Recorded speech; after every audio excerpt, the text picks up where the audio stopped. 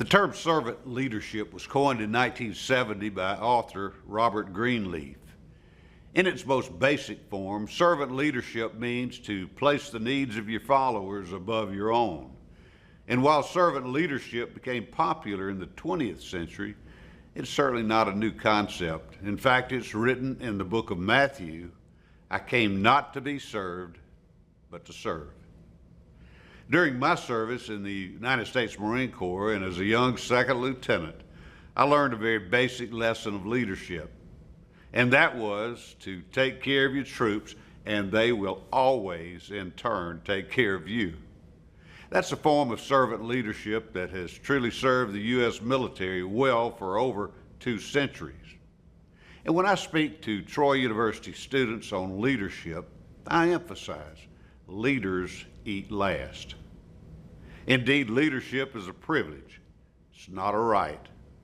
General George Armstrong Custer had it right when he said the reward of leadership is the opportunity to lead others and not to sleep in a larger tent. The exciting life of Dr. Albert Schweitzer is a case study in effective servant leadership. He was born in Germany. He grew up to earn degrees in music and theology, and he settled into a comfortable life of a college faculty member at the University of Strasbourg. But as Albert matured, he decided that medicine was his true calling. So he earned a medical degree at age 38. He truly wanted to serve others, but rather than settle down with a profitable practice in Germany, in 1913, Dr. Schweitzer and his wife moved to Africa. They settled in what is now modern-day Gabon, and there in the poorest part of the world. Albert Schweitzer built a hospital serving victims of leprosy, polio, and other diseases. He spent the rest of his life treating the very poorest of the poor, and for a service and a life well spent, he was awarded the Nobel Prize for Humanitarian Service. The story is told of a work crew near Dr. Schweitzer's hospital who was struggling to move a fallen tree out of a ditch. The laborers asked a doctor who was walking by, and certainly was dressed in a beautiful white coat, to lend a hand. But when the doctor made an excuse that he was not dressed for such work, one laborer simply nodded to the bottom of the ditch where Dr. Schweitzer was taking the lead in removing that tree, soil, coat, and all. Do you practice servant leadership, or do you prefer to be served?